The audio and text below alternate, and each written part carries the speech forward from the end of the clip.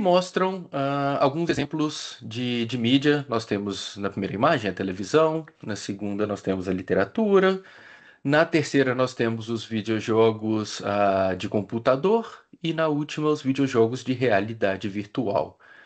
Ah, e o ponto-chave aqui, a diferença entre as primeiras duas imagens e as duas últimas, é muito fácil de responder isso.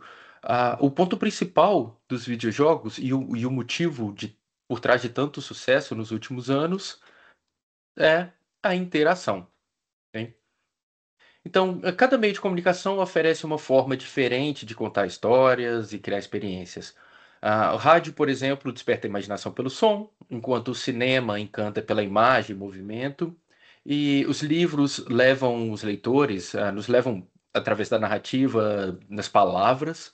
Mas os videojogos, eles têm todos esses elementos e acrescentam, além de tudo, a interação. As pessoas são naturalmente atraídas por experiências que as envolvem emocionalmente e eles dão a sensação de agência. A sensação de agência é no sentido de ter a capacidade de escolher e poder agir. Os videojogos permitem então que o público consuma uma história e a viva nesse mesmo tempo, tomando decisões, enfrentando desafios, o que gera uma ligação mais profunda com o conteúdo. Só para ressaltar aqui, dizendo, eu não estou dizendo que um é melhor que o outro, nada disso, tá? Estou só falando sobre os elementos, principalmente no formato que compõe. Os videojogos então combinam narrativa, som, imagem, regras, objetivos e interação em tempo real. Esse também é um aspecto muito importante. Essa combinação transforma então o jogador em um coautor da experiência. Ou seja, por mais que o game designer tenha um pensamento quando cria o jogo, quando pensa no jogo, essa experiência só vai estar completa quando alguém joga, certo? E cada experiência em relação aos videojogos é única. Se eu jogar um jogo uma vez, eu vou ter uma experiência, eu vou ter sensações e emoções que refletem as minhas experiências anteriores e as minhas memórias. E se outra pessoa jogar o mesmo jogo nas mesmas condições, essa pessoa vai ter uma experiência ligeiramente diferente por conta da vivência anterior dela.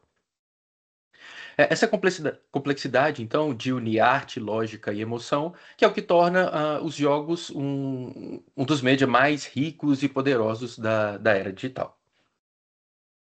Eu trouxe aqui uma estatística rápida, porque assim, nada melhor para impressionar do que números e especialmente números relacionados a dinheiro, certo? Então aqui nessa lista rápida, ela está em 1.000 milhões de dólares, tá? Então nós temos uma lista de alguns dos filmes que mais fizeram sucesso de bilheteria. Essa lista foi atualizada em 2025. E, em primeiro lugar, nós temos Avatar, o primeiro filme do Avatar, de 2019, 2009, perdão, com 2,92 mil milhões de dólares de, arrecadados. Tá? Depois nós temos o Avengers Endgame, de 2019, com 2,8. Mais uma vez o Avatar, o segundo filme do Avatar, com 2,34. Enfim, eu trouxe isso só para mostrar que a indústria cinematográfica ainda é muito forte, por mais que as previsões que fizeram há alguns anos de que a Netflix ia matar, os serviços de streaming iam matar o cinema. Nós temos filmes ali de 2019, 2022 que mostram o contrário, de 2025 também, que mostram o contrário. A indústria do cinema ainda continua firme e forte. Mas, o meu próximo slide, eu já trago um outro dado que é ligeiramente assustador, para quem não é da área dos videojogos, para quem não conhece, que é o GTA V. E para quem não sabe, o GTA V ele foi lançado em 2013, mas vem a continuação ano que vem, 2026. O GTA 6. Mas aqui eu trouxe só os dados do GTA 5. Ele, em 90 milhões de vendas, arrecadou 6 mil milhões. Ou seja, eu vou voltar rapidinho um slide só para a gente ver. Ok, dá mais que o primeiro e o segundo do cinema somados. Então, eu trouxe esses dados só para mostrar para vocês a força dos videojogos. Claro que o GTA V é uma superprodução, não são todos os jogos que têm esse poder todo, mas dá pra gente ter uma noção que é claro que é um número muito grande. E esses dados são de 2018, ou seja, pode estar maior hoje. Não encontrei atualizado, mas com certeza está maior. Ok. Então, ainda sobre os videojogos, eu trouxe aqui duas imagens para vocês. A primeira imagem, se vocês conseguirem identificar, mostra uma pessoa na frente de um computador com um jogo. Tem uma expressão não muito convidativa, vou dizer assim. E na segunda imagem, tenho ah, pessoas numa arcade. Essas pessoas já estão felizes, já estão sorridentes, provavelmente se divertindo pela expressão facial, pela expressão corporal. Dá para a gente supor isso, certo? Então, se as duas imagens estão relacionadas a jogos, por que que eu tenho uma diferença tão grande assim na expressão entre os dois? Ah, eu trouxe outra imagem, então, para comparar a, aquela primeira imagem da pessoa não muito feliz com o jogo, e a segunda imagem mostra alguém lê um manual, alguma coisa assim. E essas imagens, então, eu trouxe para ilustrar um ponto muito específico, que é, dentro do universo dos jogos, existem ramificações, existem diferentes tipos de jogos. Esse jogo aqui das pessoas se divertindo é o que nós chamamos de jogos de entretenimento, ok? Os jogos de entretenimento, eles são criados com o objetivo principal de divertir, gerar emoção, ou seja, o prazer da experiência pode ser através da competição, da narrativa, ou da exploração, por exemplo. É o que motiva o jogador a continuar. Já os jogos sérios têm uma finalidade diferente. São projetados como ferramentas educativas, de treino ou de sensibilização. Nesse caso, o jogo é o meio e não o fim. O objetivo nos jogos sérios não é a diversão, é a aprendizagem. Pode ser sobre um conteúdo, sobre uma competência ou sobre um comportamento, por exemplo. Pode-se dizer que os jogos sérios funcionam como um manual de instruções interativo. É por isso que eu fiz esse paralelo entre as duas imagens. A expressão facial dos dois está bem parecida, né? Porque é isso, os jogos, quando eles deixam de ter essa pegada da diversão, eles se tornam ligeiramente, como eu posso dizer isso, uma seca, porque é a mesma coisa que eu ler um manual de instruções. Então não tem diversão nisso, é puramente, meramente informativo. Eu estou ali só para aprender alguma coisa. É, no caso dos jogos, então, eu passo esse manual de instruções para o digital, para que o jogador possa interagir, que ele possa experimentar, errar e aprender num ambiente controlado. Enquanto o entretenimento, então, procura o prazer do jogo, os jogos sérios procuram o valor do conhecimento. Então, tem aqui uma tabelinha comparativa. Entretenimento, nós temos a divertir, envolver e emocionar. Esses são os três aspectos-chave, na minha opinião.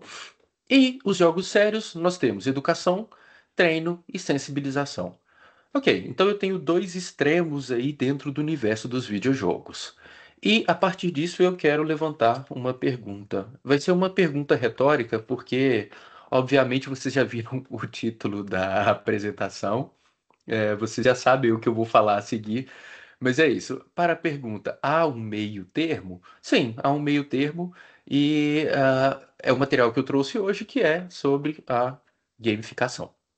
Ok? Então, eu trouxe aqui a definição científica de gamificação. Vou falar primeiro de uma forma mais teórica e depois eu trago alguns exemplos e uma explicação um pouquinho mais natural. A gamificação é o processo de aplicação de elementos de design de jogos a contextos não relacionados com jogos para envolver os utilizadores, motivar o comportamento e melhorar as experiências dos utilizadores. Ok, é um parágrafo meio chatinho, meio sem graça, meio sem sal, mas ele por acaso exprime bem o que é a gamificação. Então, vou trazer aqui alguns elementos, alguns itens que compõem a gamificação e depois alguns exemplos para deixar isso mais claro e mais fácil para a gente conversar depois. Primeiro, então, eu tenho a tríade 1. São os três elementos que, se vocês buscarem sobre gamificação no Google Scholar ou em qualquer biblioteca, vocês vão encontrar em 99% dos livros de gamificação. A primeira tríade, pontos, badges e leaderboards. Badges aqui eu estou trazendo no sentido de medalha também, leaderboards no sentido de tabelas ou quadros de classificação. A tríade, então, PBL, é uma das bases mais conhecidas da gamificação. E esses três elementos eles trabalham juntos para motivar o utilizador através de reconhecimento e progresso. Os pontos eles servem como recompensa imediata por ações ou tarefas realizadas e dão ao utilizador um sentido, uma sensação de avanço, de progressão. As badges ou medalhas funcionam como símbolos de conquista, marcando marcos importantes e reconhecendo o esforço ou a competência. Ou seja, é uma forma também de ostentar aquele conhecimento ou ostentar aquela conquista, aquela conquista alcançada pelas pessoas. Já as tabelas de classificação, ou leaderboards, promovem a comparação e a competição, muitas vezes saudável, mostrando como o desempenho de cada pessoa se posiciona em relação aos outros. Então eu consigo saber se eu estou melhor que X, sou melhor que Y, muitas vezes eu consigo descobrir o que eu preciso de fazer para melhorar, etc. Quando bem aplicados, então esses elementos eles transformam atividades comuns em experiências mais gratificantes. Eu trouxe aqui três imagens específicas. Vamos começar pelos pontos. Eu não sei muito bem, a minha infância foi no Brasil, não sei se as bolinhas de gude também fizeram sucesso aqui em Portugal. Na verdade, não sei nem se é o mesmo nome. Mas enfim, esse jogo onde eu tenho que atirar uma bolinha na outra. E no final, quando eu marco um ponto, eu recebo, quando eu tiro uma bolinha do círculo, ela vem para mim, ou seja, eu ganho o objeto como um ponto. Então, esse é um dos primeiros elementos que já me faz querer mais. Se eu tenho um ponto, eu quero outro ponto, e mais, e mais, e mais. E isso já é um dos primeiros motivadores para me fazer querer mais e querer avançar no jogo ou na experiência. A segunda imagem são dos escuteiros e elas mostram pelas cores o ranking em que o escuteiro está. Eu não sei muito bem os rankings, mais uma vez, aqui de Portugal, mas eu fiz uma pesquisa rápida e eu vi que tem essa evolução a partir das cores, tem os lobinhos e etc.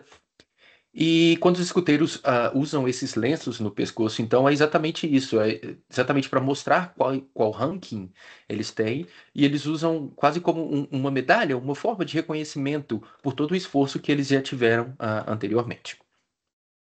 E por último, eu trouxe um exemplo clássico, que é o Pac-Man, que é um jogo da década de 70, em que o quadro de pontuação é direto, não tem como ser mais direto que isso. É o nome e a pontuação. No caso, antes da internet, era como as pessoas mostravam para os amigos até onde elas tinham ido no jogo, e era uma forma de mostrar para as pessoas, para os conhecidos, que você era melhor que eles naquela tarefa. Então é isso, a primeira tríade, pontos, badges e leaderboards. Isso nos leva então à segunda tríade da gamificação. A segunda,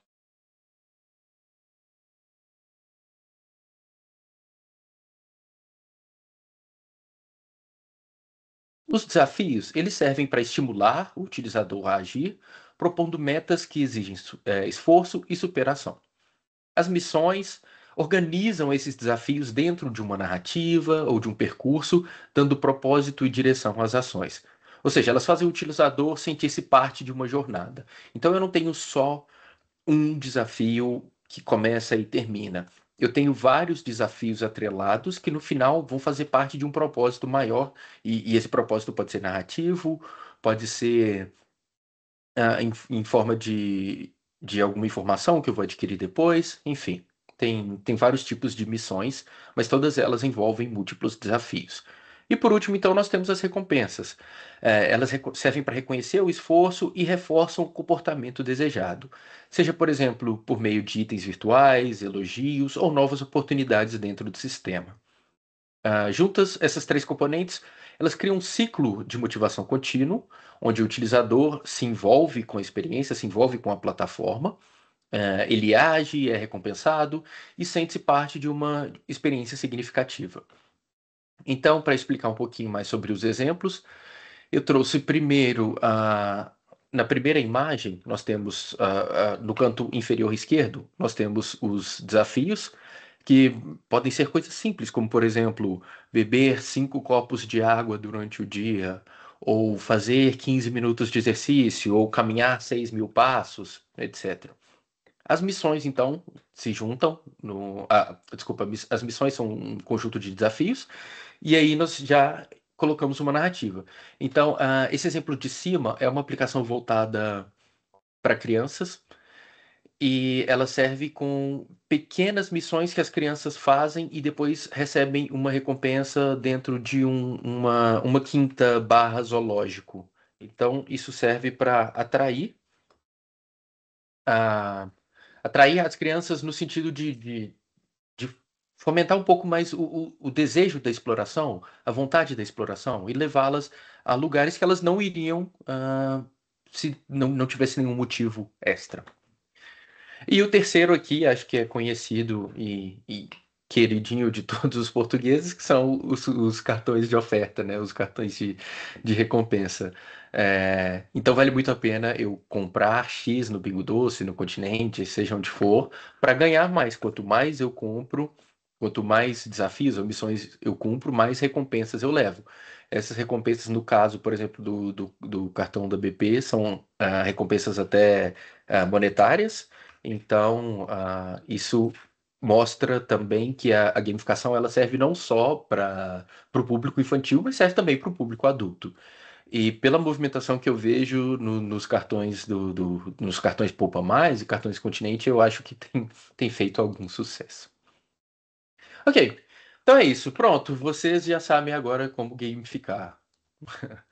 Não, brincadeira, esses são só os elementos principais, mas assim, isso é a base. Então, sabendo isso, tendo noção disso, vocês já podem começar a pensar em como aplicar esses elementos de gamificação nos projetos, nas experiências de vocês.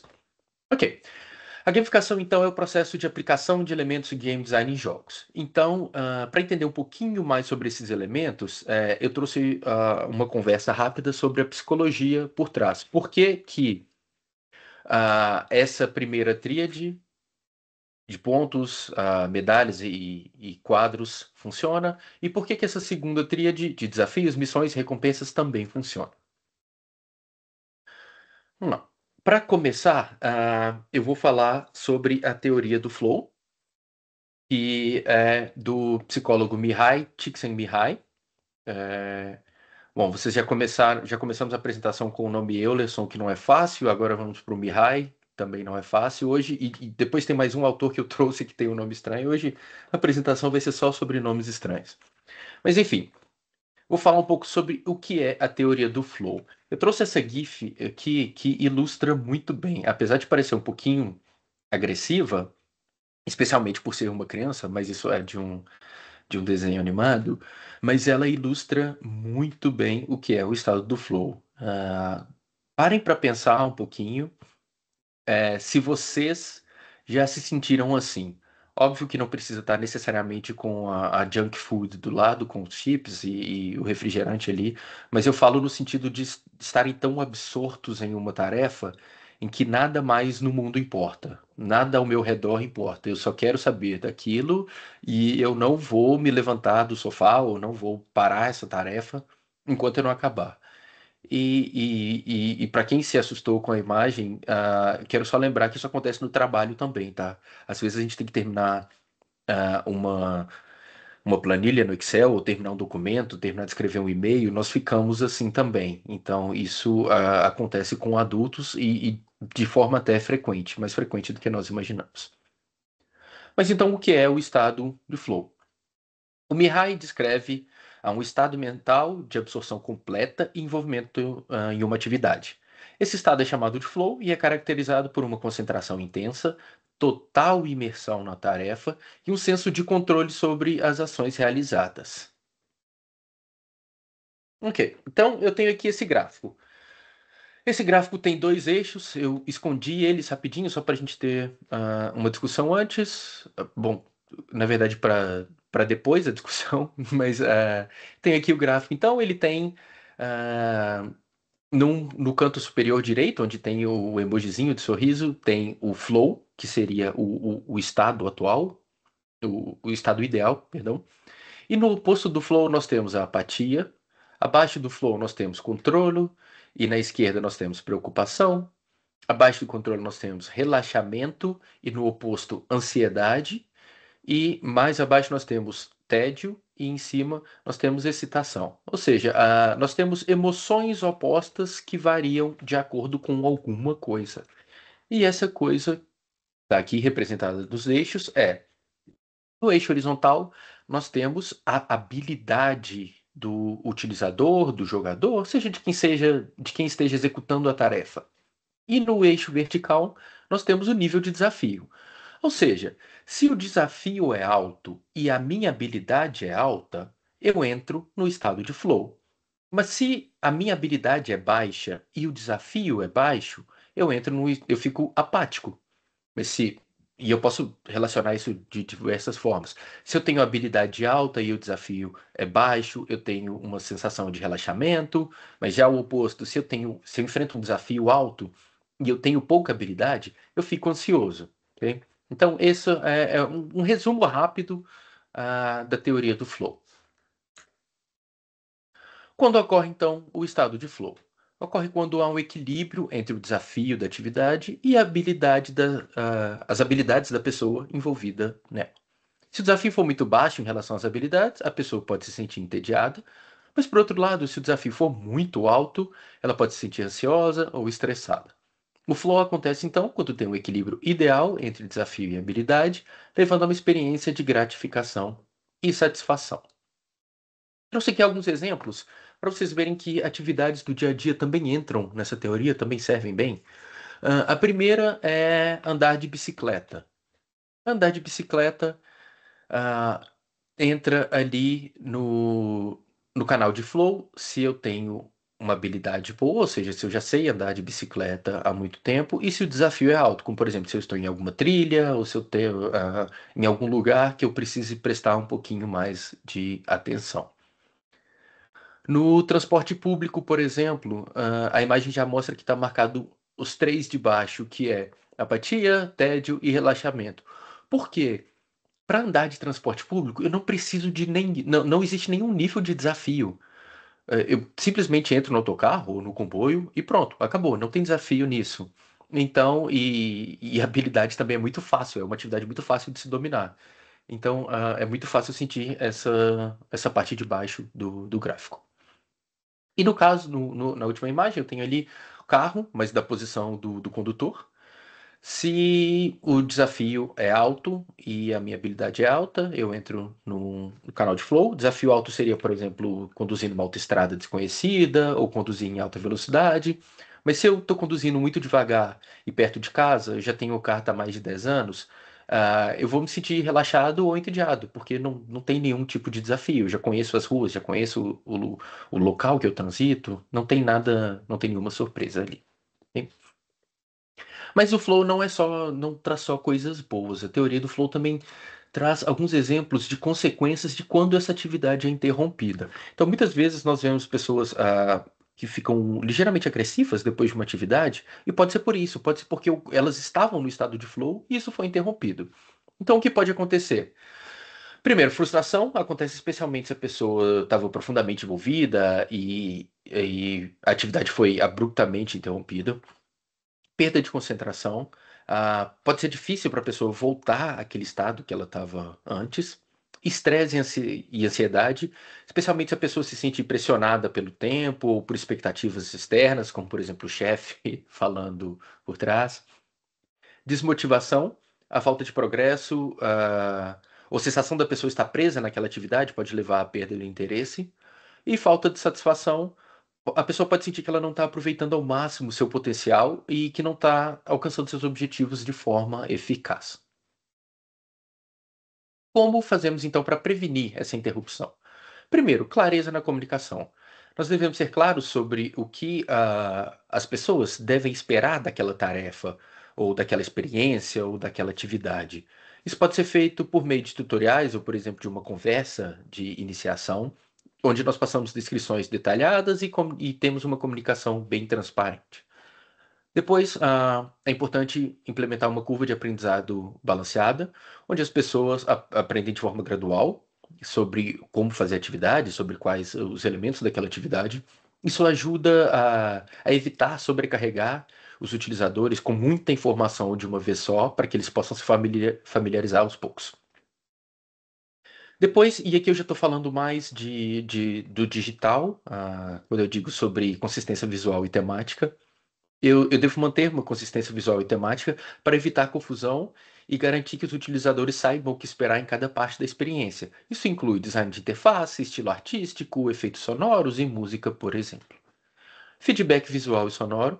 Feedback visual e sonoro para as ações dos jogadores, como animações de sucesso, efeitos sonoros distintos, por exemplo, certo ou errado, e indicadores visuais de progresso, como uma barra de progressão, uma barra de experiência ou algo do gênero.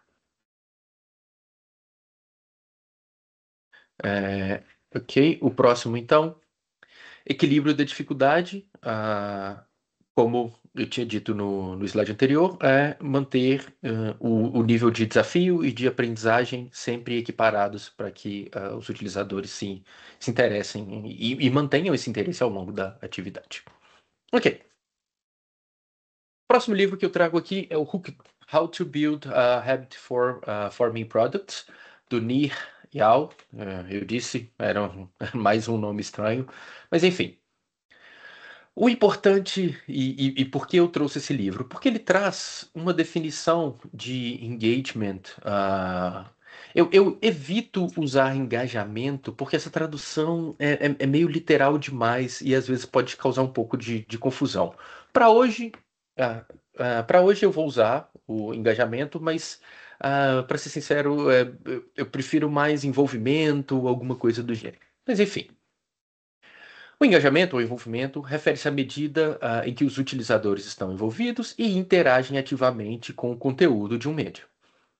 Pode incluir diferentes formas de interação, como tempo gasto consumindo conteúdo, compartilhamento em redes sociais, comentários, avaliações, participação em eventos relacionados e mais. Eu vou trazer alguns exemplos aqui daqui a pouco. Fatores do engagement. Vários fatores influenciam o engajamento em diferentes mídias, incluindo a qualidade do conteúdo, a relevância para o público-alvo, a interatividade, a facilidade de acesso, a personalização, a novidade e a capacidade de evocar emoções. Então, esses são os elementos-chave para que eu tenha um envolvimento, um engajamento de sucesso. Então, nesse livro que eu trouxe como exemplo, ele traz o Hook Model, que é o modelo de gancho mesmo, que é exatamente isso para enganchar os utilizadores, para não deixá-los sair, para reter. E o objetivo do Hook Model, então, é atrair e reter a atenção dos utilizadores, e ele é utilizado por designers de produtos, empreendedores ou qualquer criador de conteúdo. Ou seja, qualquer pessoa pode ser. Qualquer pessoa que queira criar um produto envolvente para os utilizadores pode utilizar esse modelo. Qual a estrutura do modelo, então? Primeiro, nós temos os gatilhos. Esses gatilhos, eles são estímulos que servem para despertar a atenção do utilizador e depois levam a tomar alguma ação. Tem dois tipos de gatilhos que nós devemos ter em mente: os externos e os internos. Os externos são sinais do ambiente que incentivam uma ação, como por exemplo a notificação de uma aplicação. Então, eu estou com o telemóvel parado, mas chega uma notificação, e ela me faz pegar o telemóvel para interagir com aquele conteúdo. Esse é o gatilho, ou seja, é o que me fez entrar na aplicação ou interagir com o conteúdo. Os gatilhos internos eles são mais associados a emoções ou estados mentais dos utilizadores, como por exemplo tédio ou solidão. É, apesar de que apelar para tédio ou solidão pode ser um pouquinho pesado, mas vamos falar disso daqui a pouco. Depois, então, tem o gatilho e vem a ação. Após serem ativados pelo gatilho, os utilizadores realizam uma ação. Essa etapa envolve o comportamento específico que o utilizador executa. A ação deve ser simples, fácil e claramente definida para facilitar, assim, a participação do utilizador.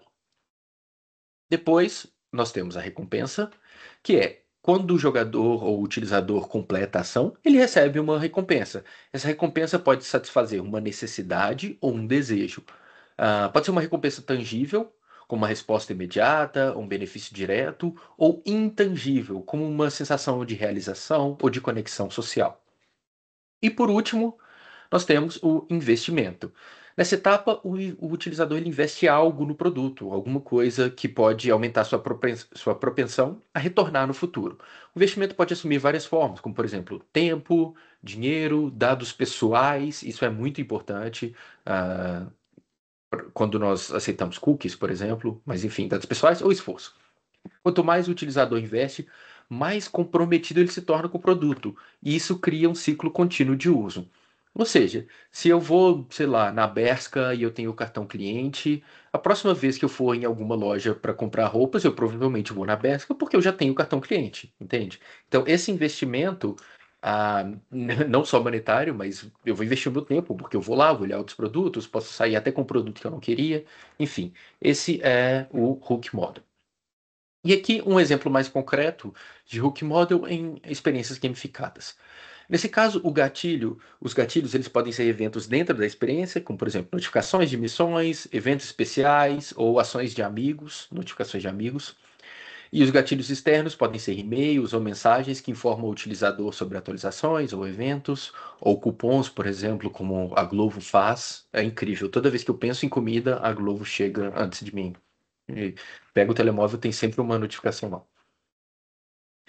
Ok. A ação, então, é a interação do utilizador com o sistema. Isso pode incluir a movimentação em cenário, resolução de puzzles ou coleta de recursos. Essas ações elas devem ser projetadas por quem faz a experiência para serem utilizadas de forma intuitiva e devem ser gratificantes para o utilizador para encorajar os utilizadores a continuar na utilização. Depois a recompensa. As recompensas podem ser pontos, moedas virtuais, desbloqueio de novos níveis, conquistas, ou simplesmente uma sensação de progresso na história da experiência. Informação. A informação também pode ser uma recompensa, ok? Então, se eu quero descobrir sobre alguma coisa, quando eu recebo essa informação, tá ali. As recompensas elas devem ser significativas o suficiente, mesmo se elas forem materiais ou emocionais. E por último, investimento. O investimento pode ser tempo dedicado, desenvolvimento do utilizador, desenvolvimento pessoal, personalização do avatar, ou construção de uma base ou de uma comunidade dentro do sistema. Ou seja, eu vou incentivar para o utilizador aproveitar e expandir o que ele já construiu. Trouxe aqui, então, alguns exemplos, alguns casos para mostrar para vocês, alguns casos gamificados de experiência de aplicações gamificadas. E eu vou começar com uma experiência própria e depois passar para algumas coisas que acho que são mais de conhecimento geral.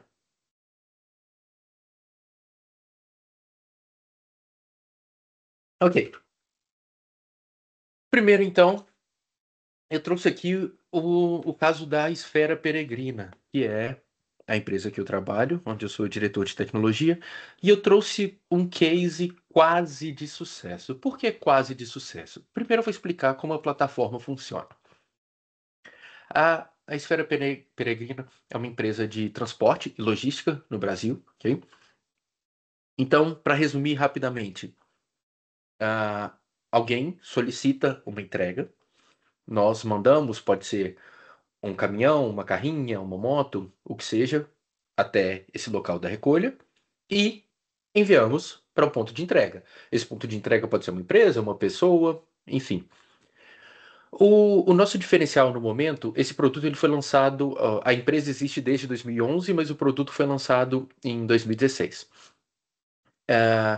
Esse produto, então, o diferencial dele era que as pessoas podiam acompanhar. Olha, a gente está falando de 2016, pode parecer meio óbvio hoje, mas na altura não era tão óbvio assim. As pessoas podiam acompanhar essa entrega em tempo real. Essa imagem que eu trouxe ali com a mota no mapa. Pode parecer simples para nós hoje, que estamos acostumados com o Glovo, o Uber Eats, mas no âmbito empresarial isso não era tão comum. Até hoje, por exemplo, algumas entregas da Amazon que eu recebo, eu só recebo a notificação de saiu do armazém, tá com a transportadora, chegou. Pronto. E nós fazíamos isso em tempo real, ah, com rastreadores mesmo, e o cliente podia acompanhar a carga. Beleza, legal, um sucesso relativamente bom. Conseguimos alguns clientes importantes, como por exemplo o Leroy Merlin. Ótimo. Só que tinha um problema. A aplicação, que fui eu que desenvolvi, modéstia à parte, era genial. Muito boa, muito bem programada, quase não haviam bugs. Mas nós trombamos com um problema muito grave, que é um motorista de entregas, principalmente os caminhonistas, eles não se interessam nem um pouco com a aplicação e nem um pouco com o cliente. Eles não querem informar o cliente onde eles estão, eles não querem que a gente ah, possa passar muitos dados, como por exemplo, se está atrasado, se está em tempo, eles não estão nem aí, eles só querem pegar a carga no ponto A e levar até o ponto B. Ok. Então nós tínhamos uma aplicação maravilhosa, muito bem feita e que não funcionava simplesmente porque ah, os entregadores não atualizavam. Eles não e era coisa simples, era coisa de carregar em dois botões e já estava. A informação já era enviada direto para o servidor. E mesmo assim eles não aceitavam. Então o que nós fizemos foi atualizamos a aplicação para incluir um sistema de foto, por exemplo, para quando a carga ela era carregada, o entregador tirava uma foto para mostrar que a carga foi recolhida mesmo, que está tudo certinho, embalado, perfeito, e mais uma na entrega. E cada vez que o motorista interagia com a plataforma, ele ganhava pontos. Então, tirou uma foto, 5 pontos. Fez a entrega no tempo, 15 pontos. É, conversou com o cliente ou informou um atraso, 5 pontos, e por aí vai. Os entregadores então acumulavam pontos e depois eles podiam trocar por ofertas dentro da empresa mesmo, como por exemplo, é, Vale Combustível, ou nós oferecemos até algumas coisas de férias, etc. Ok. Quando começou a ficar interessante, nós tivemos um problema muito grave, que foi 2020 a pandemia. E no Brasil a pandemia chegou um pouquinho atrasada, e acabou. Acabou, a aplicação morreu ali. E, aliás, nós ainda usamos o sistema, mas hoje o sistema é todo alimentado por funcionários dentro de um escritório e não mais pelos entregadores. É, eu espero, em alguns anos, poder voltar para vocês e contar essa história mais uma vez, mas como sucesso. Mas, enfim, os elementos de gamificação funcionaram até certo ponto bom, creio eu que teriam funcionado ainda mais se não fosse pela pandemia. É fácil hoje em dia jogar a culpa toda na pandemia, não é? Ok, então vou trazer aqui outros exemplos mais conhecidos para não puxar tanto para o meu lado. O primeiro é o queridinho de quem quer aprender uma nova língua sem sair de casa e sem gastar dinheiro. Duolingo. Duolingo é famoso por ser uma aplicação gamificada. E olha essa corujinha simpática, né? Que coisa maravilhosa. O Du é ótimo. Ok. Duolingo, então, é um dos exemplos mais conhecidos e bem-sucedidos de gamificação aplicada à educação. A plataforma transforma o processo de aprender línguas num sistema de jogo, com streaks, níveis, pontos de experiência, desafios diários, personagens e feedback constante. Cada pequena conquista, ou seja, cada passinho que eu dou, como completar uma lição, manter a sequência de dias ou subir de divisão, ativa essa sensação de progresso e competência, o que torna o estudo mais leve e motivador. Então, eu trouxe ali algumas imagens que mostram muito bem a tríade, os pontos, as medalhas e o quadro, para vocês verem que, por mais que seja simples, dá para aplicar isso e o Duolingo faz isso muito bem. Ok, é ótimo, né? Então, o Duolingo é um exemplo perfeito de gamificação. É, mais ou menos. Por quê? E eu trouxe agora umas imagens para revelar o verdadeiro lado a mascote, o lado sombrio do Du. Que é essa mesma lógica que eu citei na imagem anterior, ela pode criar dependência de não perder a sequência. Então, em vez de realmente aprender, os utilizadores, às vezes, eles focam mais no jogo, na parte de jogo, do que no conteúdo. Então, por mais que a ferramenta ainda funcione como uma ferramenta educativa de gamificação, é, ele pode pecar nisso. As pessoas às vezes cumprem a tarefa só porque sim, sabe? Então elas não estão realmente aprendendo, elas estão só ali pelos pontos. Então, até que ponto isso não pode ser prejudicial para o utilizador? Próximo exemplo, também um querido, que é o cartão Continente. Essa imagem é o que as pessoas veem.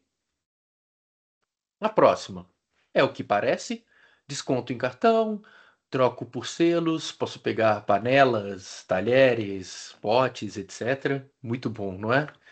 Mas o que realmente é, é essa imagem aqui. O cartão Continente ele é um exemplo eficaz de gamificação aplicado ao consumo diário. Então, nós temos pontos, descontos acumulados e recompensas personalizadas. O sistema transforma a compra como uma experiência comum de compra numa experiência de jogo. Então, quanto mais compras, mais eu ganho.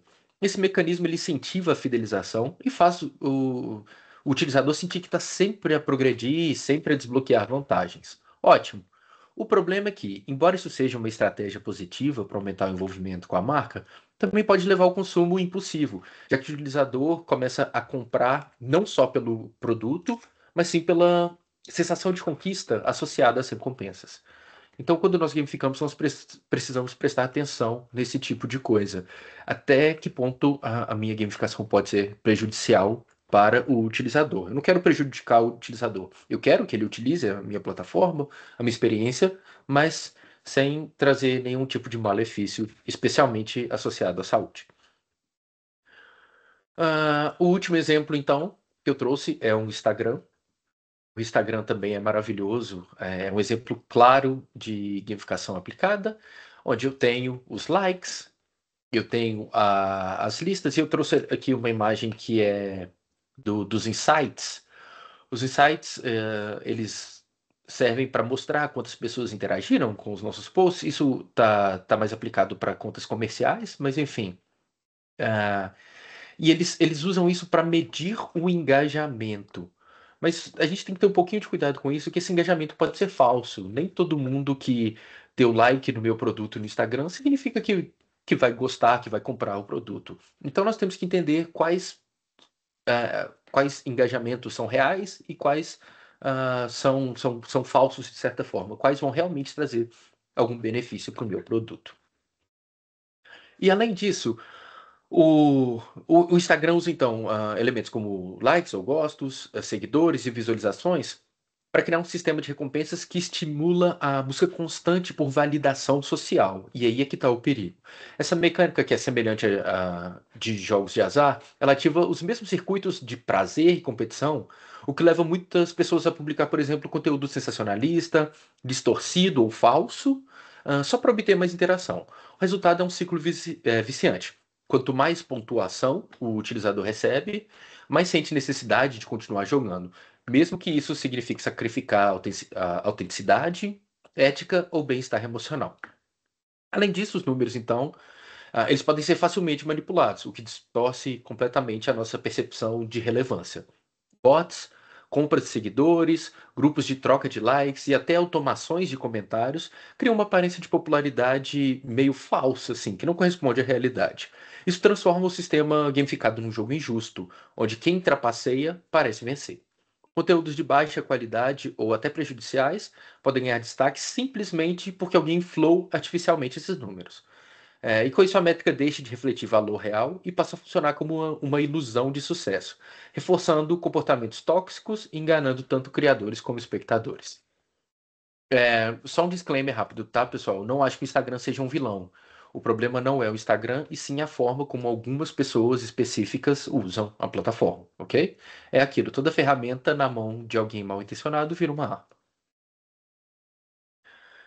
Para finalizar, então, bom, como eu já disse anteriormente, eu sou da área dos videojogos e nós da área dos videojogos nós temos, da área de tecnologia no geral, nós temos o péssimo hábito de às vezes usar termos muito técnicos em apresentações e para tentar amenizar isso, eu conversei com o ChatGPT para ver se a apresentação estava clara o suficiente, se eu não estava sendo muito nerd.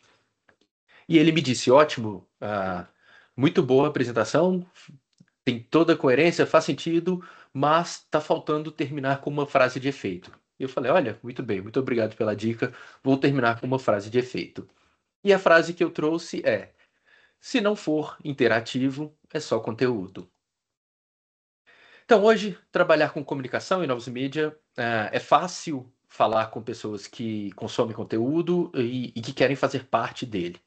E aí que entra a gamificação. Transformar o público em participante, dar-lhes objetivos, feedback e pequenas vitórias ao longo da sua jornada. É o mesmo princípio que alguém faz ao continuar no Duolingo ou no Spotify Rapid.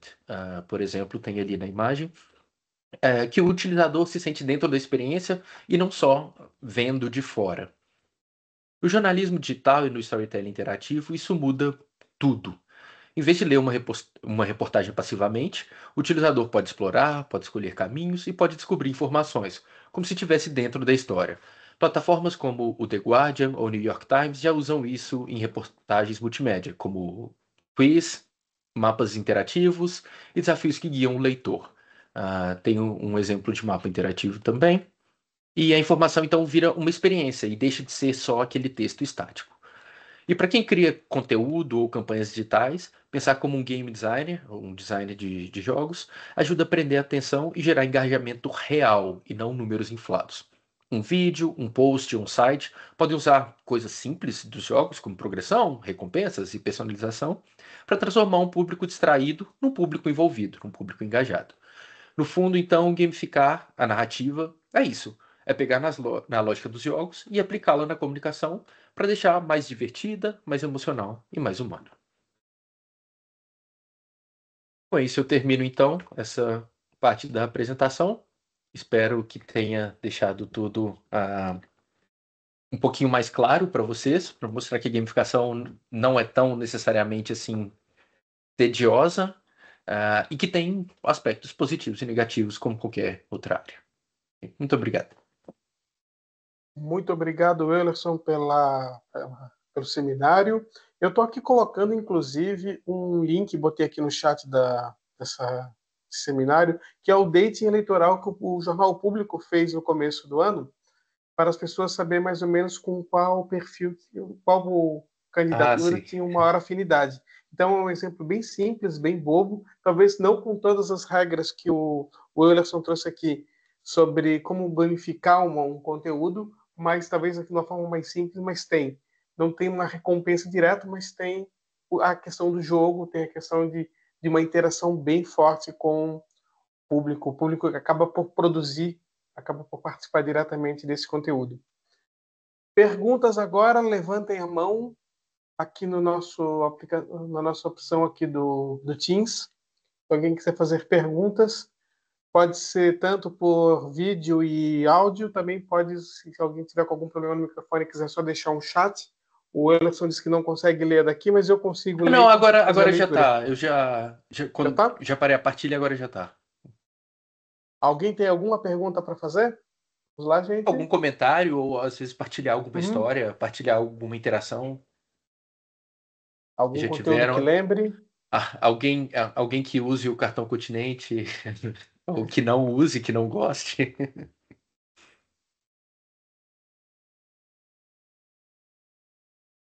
Sim. Acho que alguém levantou a mão. Na verdade,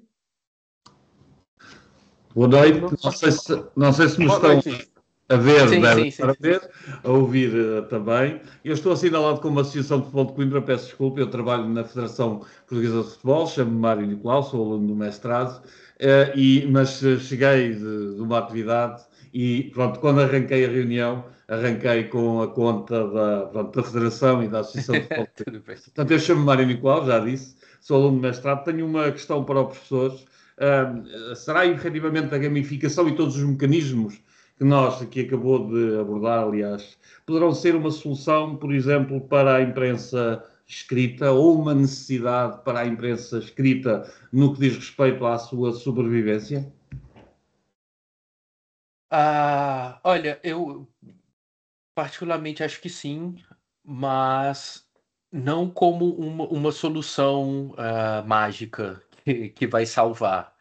Mas acho que, especialmente no público mais jovem, o público mais jovem ele carece mais de interação, as gerações mais jovens. Então, quanto mais os utilizadores se fizerem ouvidos, mais interessante fica, porque as pessoas hoje em dia elas não querem só consumir, elas querem participar, seja através de uma mensagem no chat, ou mandando histórias, mandando fotos, ou até mesmo com interações com emojis, por exemplo. Às vezes a pessoa não precisa nem de usar palavras, ela usa imagens mesmo. E essa interação rápida pode ajudar muito, mas a interação mais profunda também pode servir para fixar a mensagem um pouquinho mais.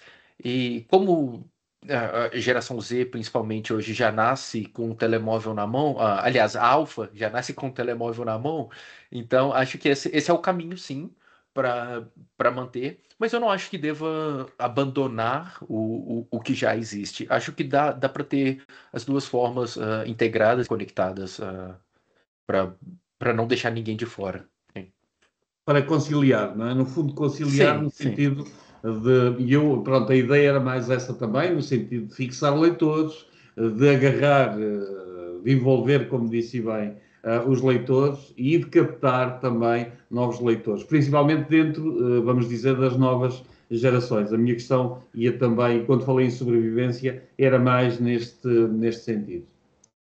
Sim, sim, especialmente sobre política, eu tenho a sensação que durante um tempo os jovens não se interessaram tanto por política, e esse exemplo que o professor Giovanni acabou de colocar pode ser talvez uma coisa que atraia mais para começar. Eles começam com um quiz, daqui a pouco já estão num bar conversando sobre isso, e nas próximas eleições já vão, sabe? Então acho que pode ser um bom ponto de partida. Obrigado pela pergunta. Muito obrigado. Temos mais alguma pergunta?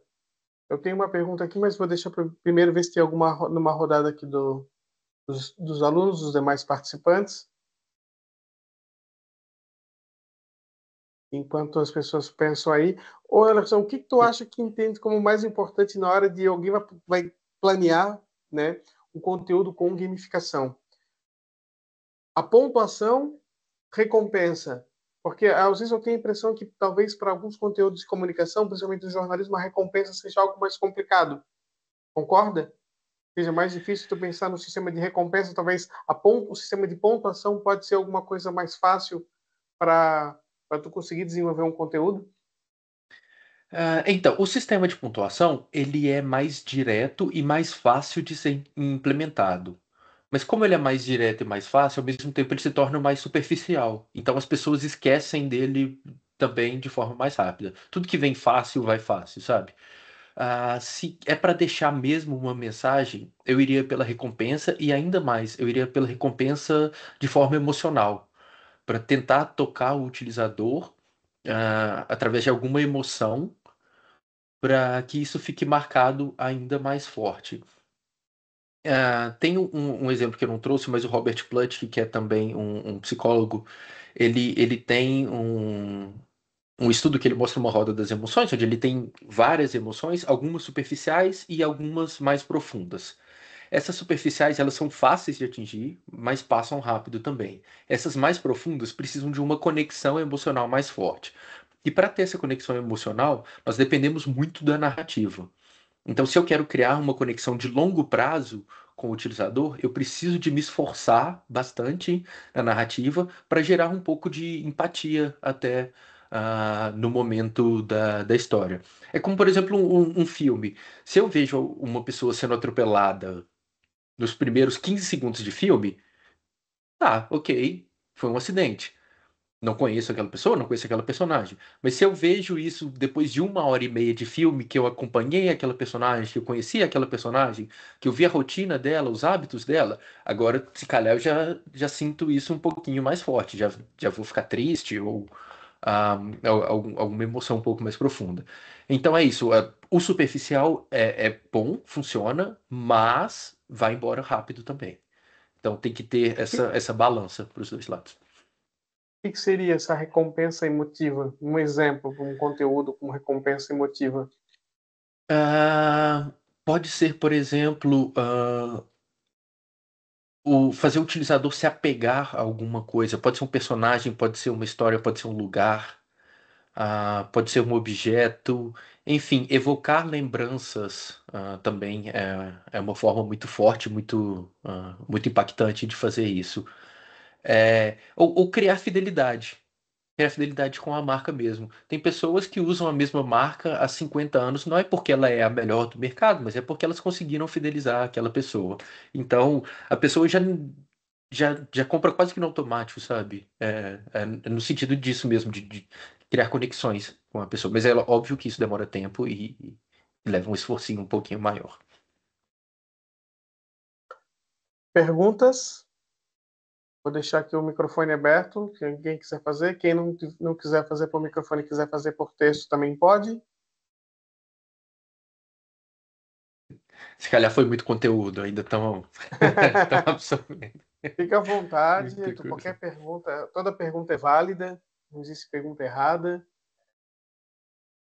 Uhum.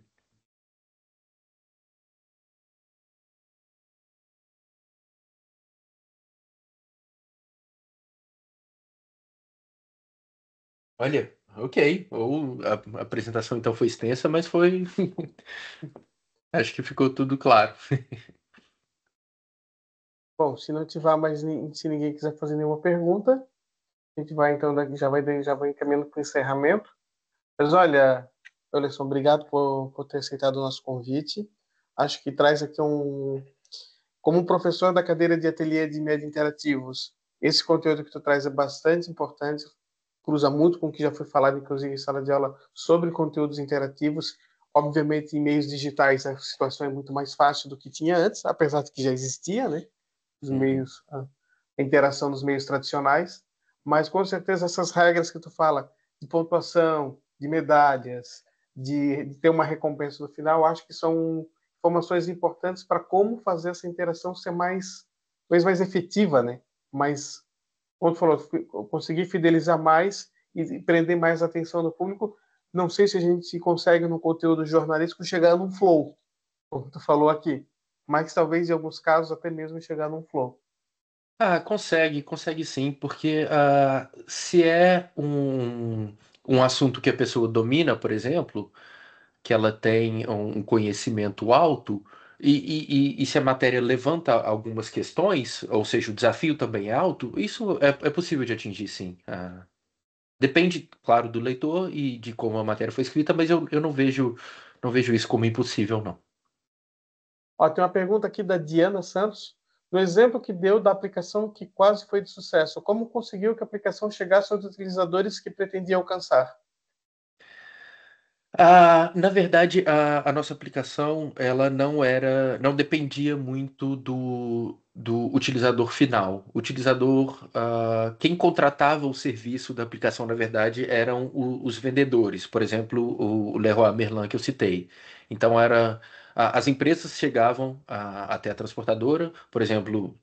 Vou trazer para Portugal, citaria o Continente, ou empresas de móveis, o próprio IKEA, por exemplo. Eles contratavam o nosso serviço e a pessoa que fizesse uma compra na loja do IKEA, por exemplo, recebia um código de acesso para acompanhar isso online. Mas não era o utilizador final que tomava a iniciativa, não. Ele só recebia isso depois da compra e podia acompanhar em tempo real.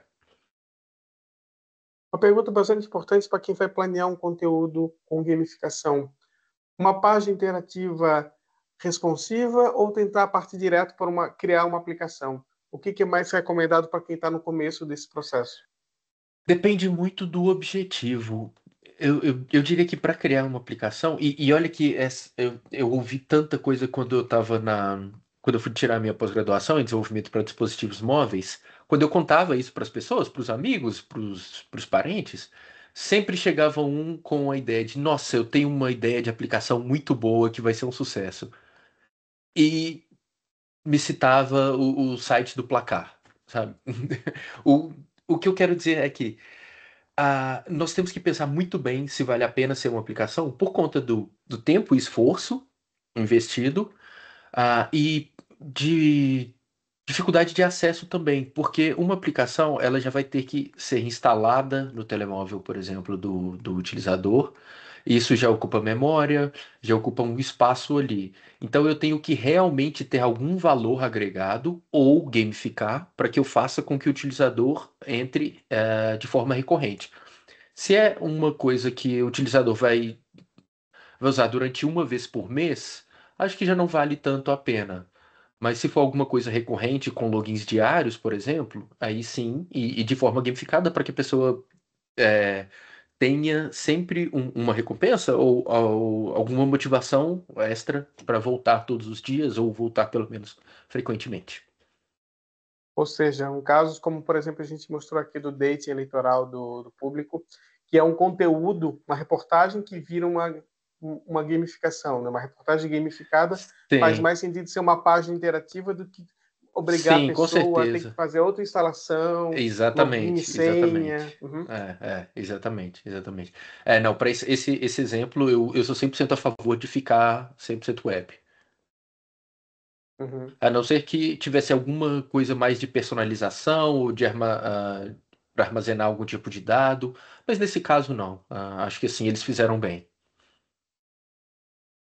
Mais Um bom alguma exemplo. pergunta? Pode usar o microfone, pode mandar em chat como mandou a Diana. Fique à vontade.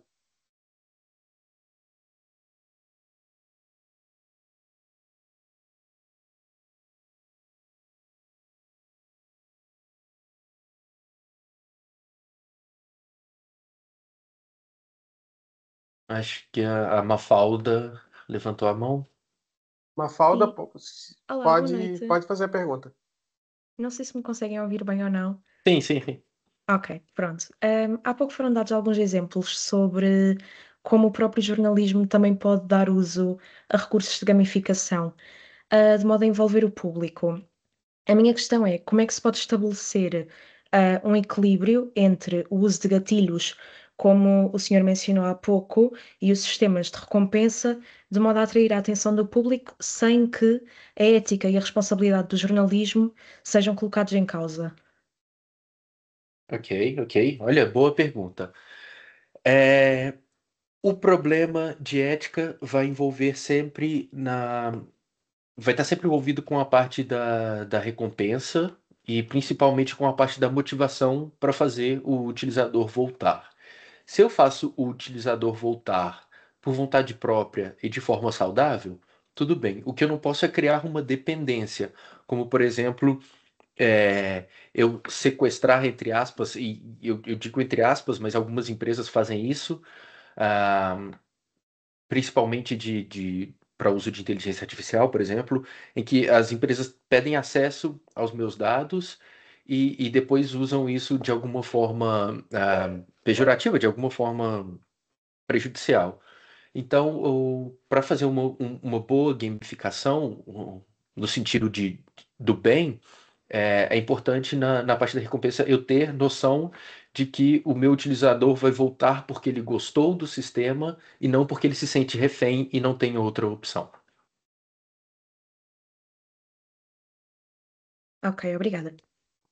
Nada. O microfone está aberto para mais perguntas.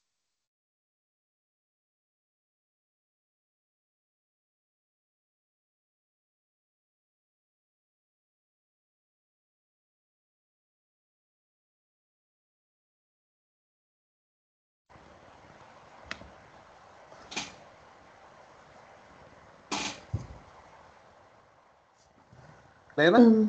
Sim, boa noite. Boa noite. Eu gostaria de perguntar se teria algum exemplo de como é que poderíamos combater a desinformação com a gamificação. Ok, ok. Combater a desinformação com gamificação. Tá, pensando rápido aqui, tá? Sem desenhar nem nada. O ideal seria que eu tivesse o quadro aqui atrás para escrever, mas ah, só pensando rapidamente, eu diria que a melhor forma seria recompensar quem denuncia informação falsa ou recompensar quem posta informação verdadeira.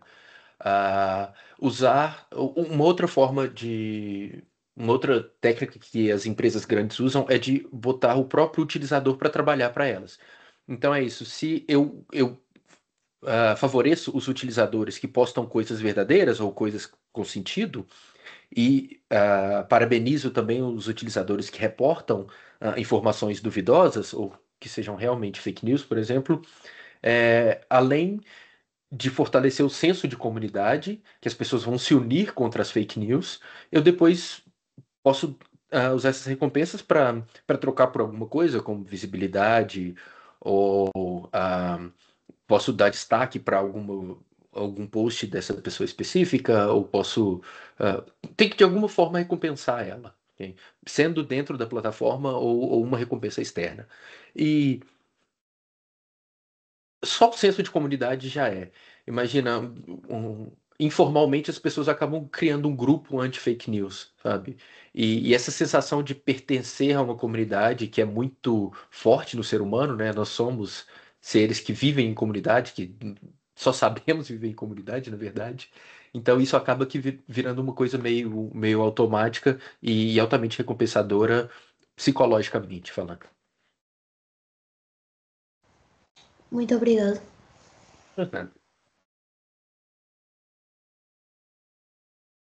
Vale dar como exemplo aqui que, novamente, do caso do Jornal Público, que eles fazem ranqueamento para os comentadores das notícias. Então, Sim, já há um sim. incentivo para quem comenta mais, não tem talvez as outras etapas, mas tem uma recompensa, né? Em quem comenta mais e ter um selo que é mais frequente. Então, já existe ali também um mínimo de recompensa. Sim, e esse selo, ele atinge duas coisas. Primeiro, a pessoa se sente bem. Só de ter um selo que é exclusividade, ela se sente bem, em comparação com as outras. Às vezes esse selo não é nada demais, mas só dela ser diferente do resto já é alguma coisa. E o segundo ponto é que algumas pessoas tendem a acreditar mais nela. Então, se eu vejo um post com um selo e um post sem um selo, a credibilidade de quem tem o selo é maior dependendo do contexto. É como funciona o selo de Bom, verificado do X ou do Instagram também. Só que esse é pago, né? Então, o do X é pago. Então, a credibilidade ali fica um pouco em xeque, mas ainda assim. temos espaço então para uma última pergunta. Alguém tem mais uma última pergunta para fazer? Para encerrar o nosso primeiro seminário? Microfone aberto, ou também por chat, se for de preferência. Eu já ia falar de preferência do utilizador e não do participante, mas aí já é a linguagem, já é a linguagem, né? Se calhar Não no deixa de próximo ser. seminário dá para colocar um sistema de pontuação para quem fizer perguntas, assim. Exatamente. É Assim, uma forma de recompensa, né? De gamificar o exatamente. seminário também. A recompensa pode ser em pontos ou pode ser em conhecimento. Exatamente. Aqui tem, então, a última pergunta. Vem aqui um comentário da Matilde. Agradecer apenas pelo Ok. conteúdo apresentado. Um agradecimento para o Pedro. Ok. Eulerson, que eu chamei ele de Pedro, mas o nome dele é Eulerson Pedro Rodrigues, só para as pessoas saberem. Mas, Eulerson, Sim, obrigado sim, pela sim. participação. Agradecer muito a tua vinda. Eu acho que a contribuição foi bastante importante, tanto para os alunos da licenciatura quanto do mestrado, para essa. E é um bom tema para a gente começar esse nosso ciclo de seminários, que é sobre novas formas de fazer narrativas, né? De fazer conteúdos jornalísticos ou não. Ótimo, eu que agradeço o convite, então. E só para deixar que eu partilhei o meu LinkedIn e o meu e-mail durante a apresentação, mas se algum de vocês quiser depois conversar mais alguma coisa, podem pegar o meu contato com o professor Giovanni. Estou sempre aberto para conversar e espero que tenha pelo menos aberto mais uma porta no caminho de vocês. Eu sei que já tem 800 portas abertas, mas enfim, é só para trazer mais um assunto que é relevante pro dia a dia hoje e que com certeza vocês ainda vão ouvir falar mais para frente. Bom, gente, a gente termina aqui então o nosso primeiro seminário do ciclo de seminários. O próximo seminário será na próxima sexta-feira, no dia 21 de novembro, e o tema será Inteligência Artificial e Jornalismo, Desafios da Automação da Notícia. Nossa convidada será a investigadora Ana Pinto Martini. Agradeço a todos que participaram do evento e uma boa noite. Boa noite, obrigado. Boa noite. Boa noite, obrigado.